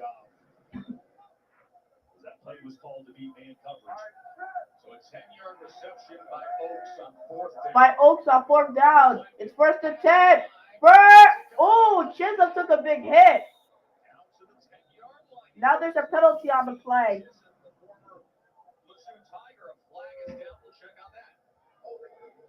And it was a holding on number 75 on offense. So it'll be first and 20 now.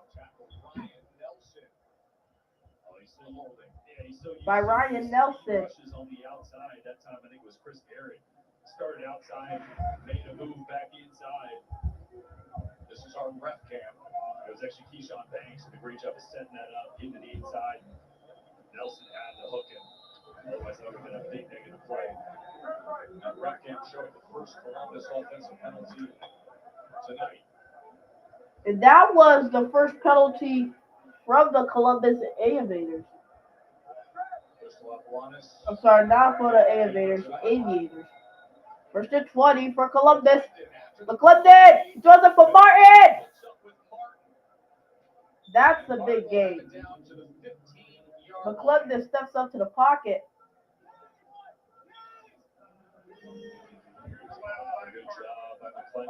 Now this drive is keep getting longer. Second and just a yard. It's a big drive here. Second and 1, gain of 19. And they hand it off for the first time this drive to Toa Tawa, and he gets the first down. Whenever you're ready, so you can go back, Dave. The Jacks. Flip 62. He's trying to get Andre White back in the game. He said, see, whenever you're ready, go back in there. But Toa Tawa's still in there. You're White Cadillac. It's a call we heard earlier in the drive. You heard him say hurry up, by the way. This drive is over 6 minutes long. They got to come away with something here. 6 minutes to go in the game. First and 10. McClendon passes to Toa Tawa. Toa Tawa shaking and baking. Now it's first and goal. This is their third time in the red zone. But can they punch it in here?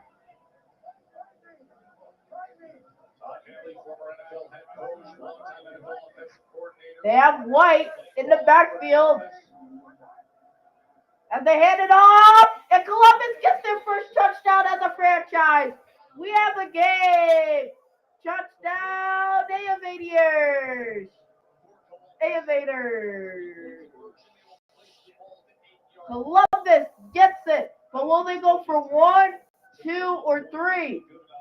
And it looks like they are going to go for the 1. But what a good job by Columbus finally getting it. And they have new post touchdown conversion options. 1 point will be a 33-yard field goal. 2 points, ball placed at the 2-yard line. And then if you want to go for 3, instead of the 10, it will be placed at the 8-yard line. So those are the big difference. Can the kicker make the extra point?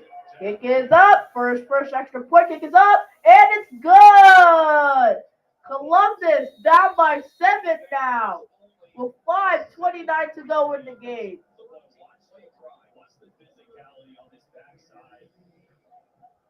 This is all the offensive line here. Keep close on that right side. Andre White sees the hole. The Condre Wright sees the hole. Touchdown, Columbus. 5:29 to go. Can we see a comeback? We'll find out as soon as we come back. RJN Next Play Network.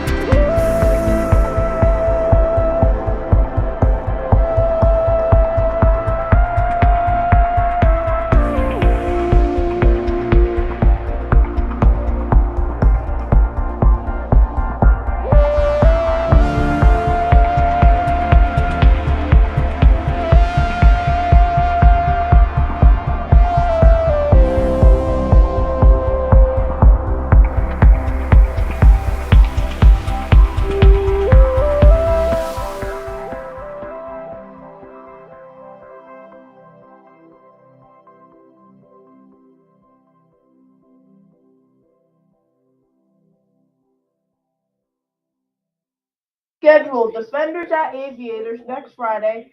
Then on Saturday night at 8 p.m. on ESPN, Kings at Storms. And then Saturday, Stallions at the Houston Gamblers live on NFL Network. Will be streaming that game. Live on NFL Network. I don't think that anybody expected that. And then we'll have a game next Tuesday between the St. Louis Battlehawks and the Dallas Renegades.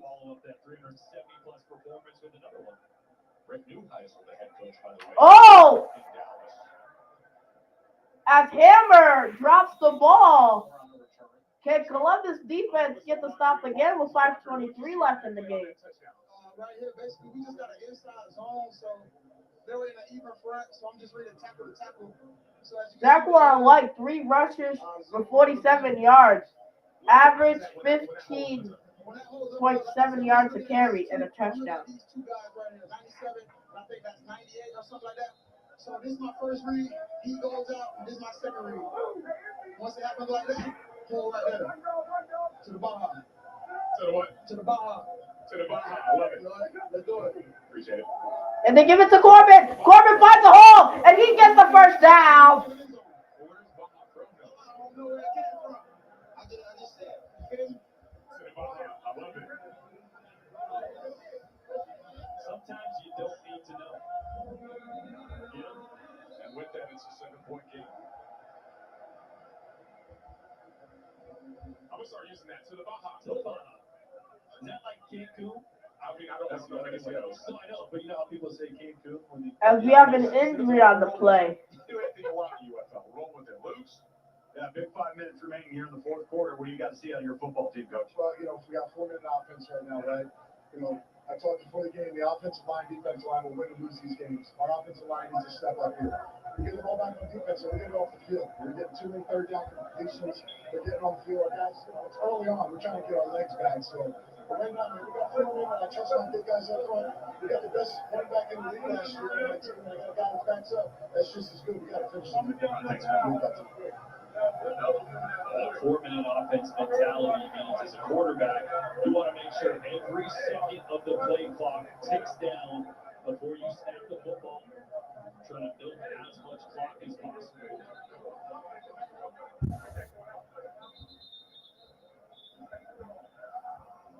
Henry Black was slow to get up after the last play. The safety for Columbus. Jack, so they're talking about 4-minute offense. What are you thinking about on the defensive side? I need to get it behind the chains on first down. We're trying to get our offense back the ball. What'd you call? 5 minutes left in the game. 1st and 10 for Orlando. They can't say the name of the game. Okay, it might be PG-13. By the way, Cap Hunterland may be the most entertaining coordinator in the league. Plummer, he gives it to Corbin again. And Corbin gets at least about a gain of 5. Sometimes there could be certain play calls that you may not be able to say on TV, but it is a blitz, and I'm not going to start guessing. Let's find out about Habo. This is what the next one is. Hey, give it to my under 4.5 minutes to play. Defense looking for a stop.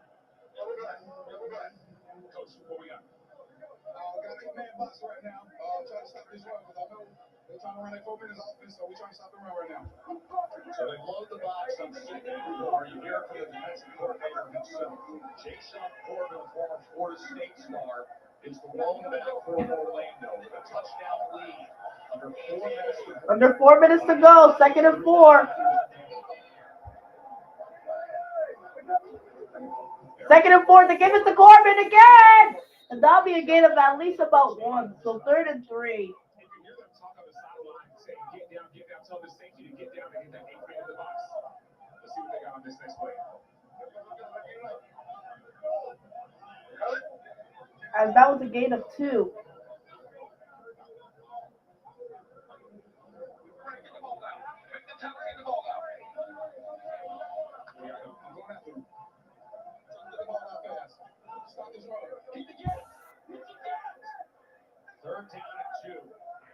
They're down and 2.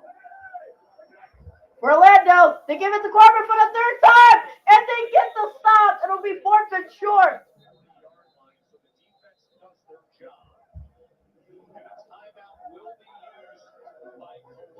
And the timeout will be used by Columbus. We will be fourth down with 3 minutes and 4 seconds left. We will be back. This is RJN Sports. Orlando up by 7. Columbus trailing by 7. Be back.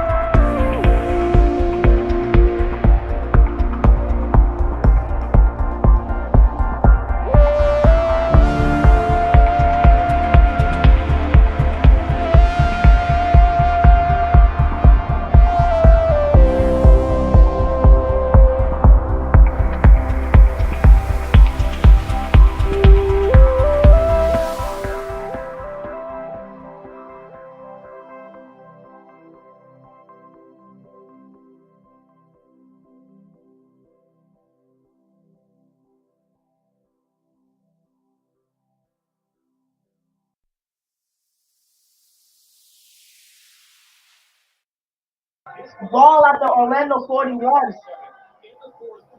But will Orlando go for it, or will they try to do a snap count and just punt it? But they do have the best running back from the UFL last year on their team, so they could most likely go for it. All right, this is a big fourth down here. Oh, it looks like Corbin is lined up in the slot as a wide receiver. 8 seconds left. I think quarterback sneak and they get the first down.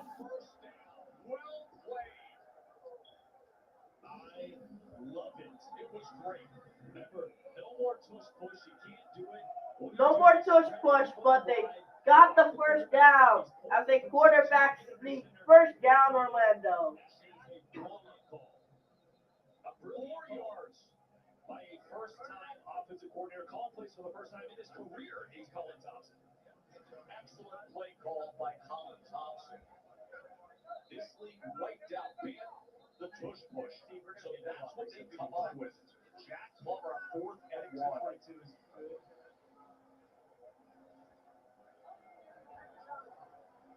Bring it all the way down.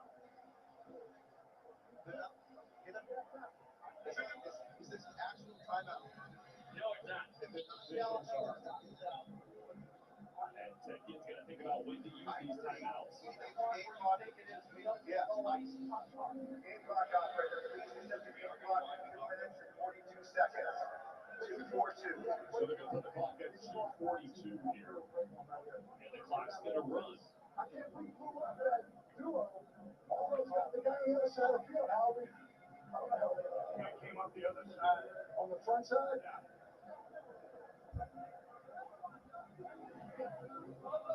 Anthony Beck.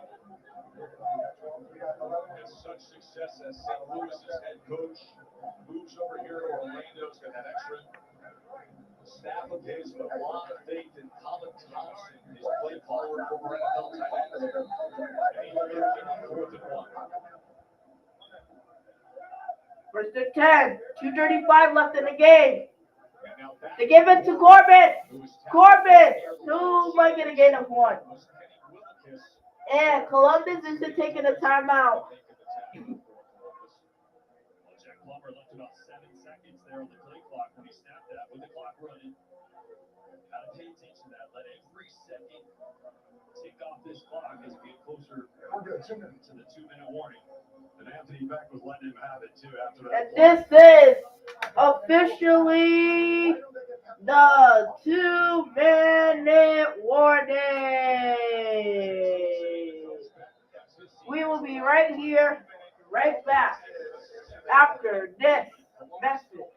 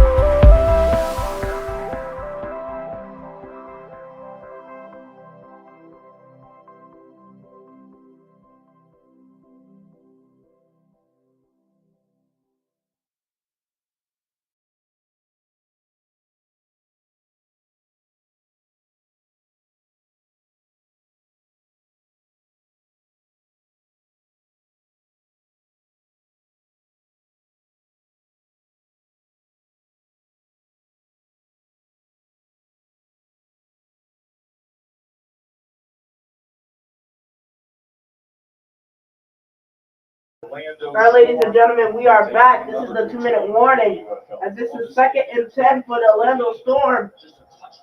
Columbus, they still have that one timeout and that challenge. So Looking to close things out here. Jack Plummer, this is his chance. We already know that he won the starting job, but yeah. As they give it to Corbin. Can Corbin get the edge? He cannot, as he gets flooded by Aviators.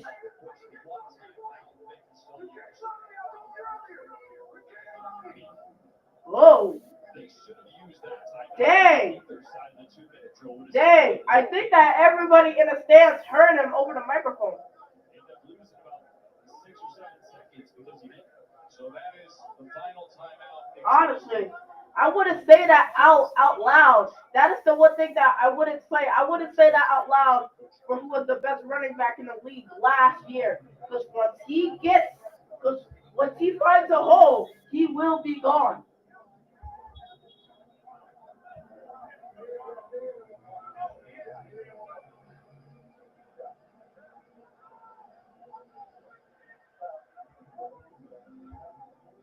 God forbid, if he trips up, we don't know if he's going to get there. If he does, he gets right in the line, now we got to go for it. But over, we got to do that. Remember that 50-yard marker comes into play. If they pick up 6 or 7 yards here, they got to go for it on fourth down. That's correct. That is one of the new rules. Oh, sorry, no, it's under 2 minutes. They can now shoot under 2 minutes. You're absolutely right. Yeah, we're at 154, so that now doesn't apply. But one of the new big rules in the UFL is the no punting inside the 50-yard line.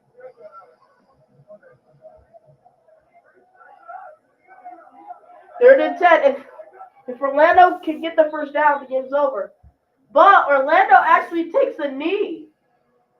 Orlando takes a knee because now you can put inside of the 2-minute warning, so that's why that they decided to take the knee. So Jaden McClendon will get a chance to have a possible game-winning drive or to send this game into overtime.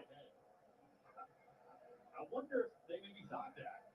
You still have to go for the other side of 50 because I would at least hand it off there.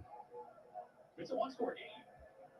I think they did, Jordan. I think they were worried about getting it, and then they're stuck. Once they go on the play clock and they get it off, that was almost blocked.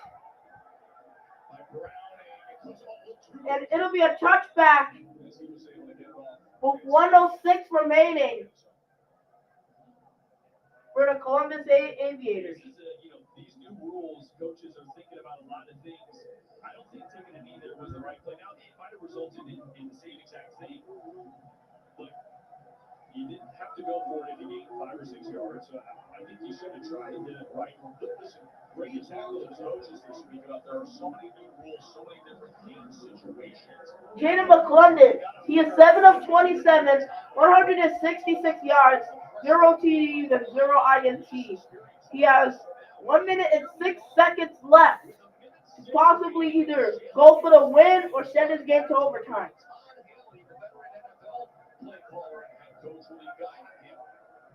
Let's see what they can do with no timeouts remaining. Jalen McClendon and the Columbus Aviators trying to have a little late game magic. McClendon in the pocket. He throws it to Kiki Chisholm. Can Kiki Chisholm get the first down? And he does. He gets the first down.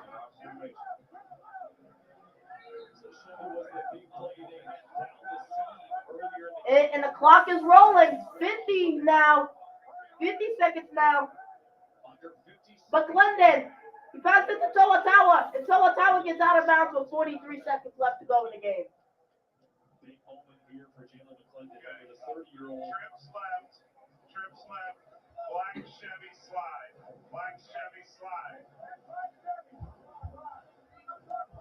And be ready to get up the pocket.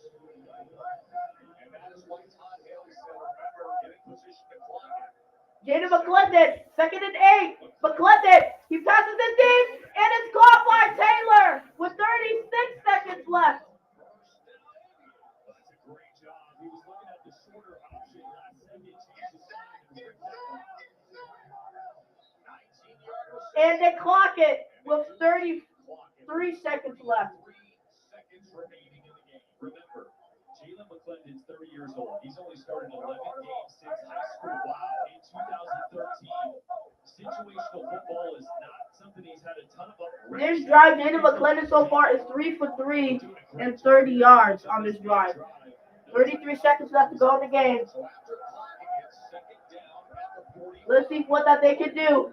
McClendon! And McClendon gets sacked! He gets sacked! Now they gotta hurry back into the line.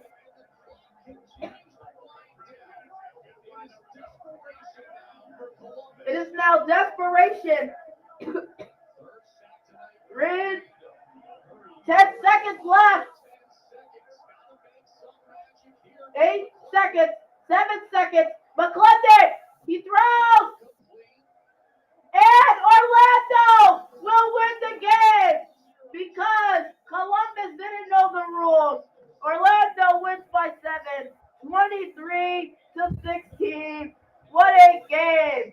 But the Orlando Storm gets their first win in their franchise history by Coach Anthony Beck.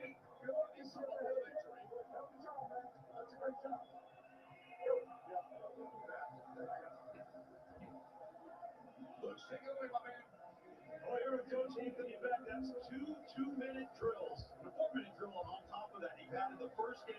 What an experience for no preseason games. 4 weeks of training camp. How are you feeling right now? You know, you work a lot of those situational things. I got my owner of polling. This is Anthony Beck's 16th career win, second most in UFL. Skip Holt has 18 career wins. You never know, right? So we'll take the lead.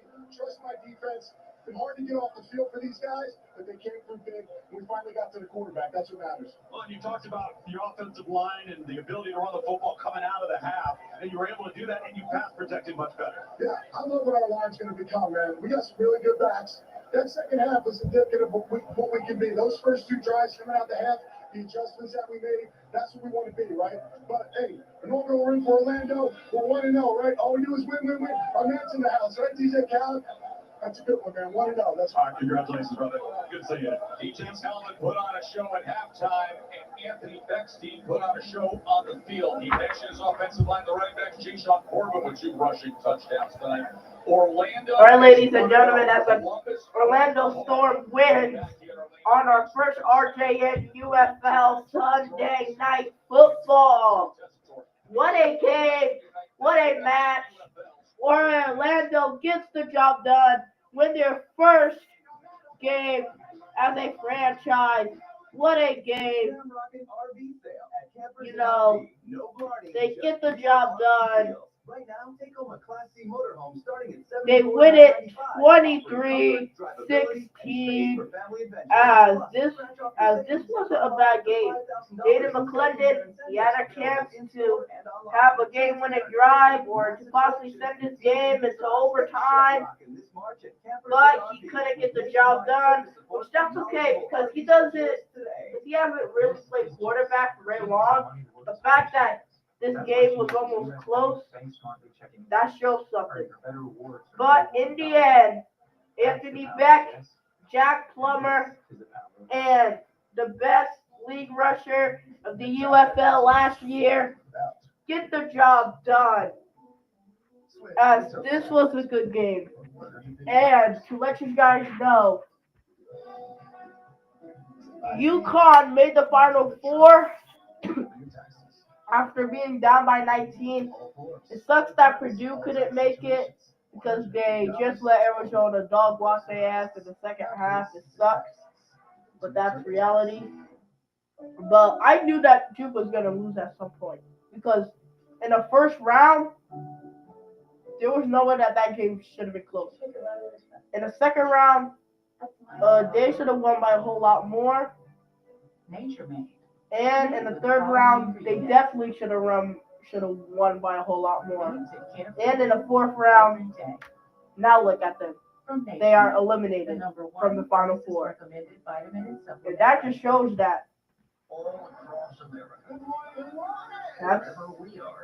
it looks like they kind of wasn't really trying.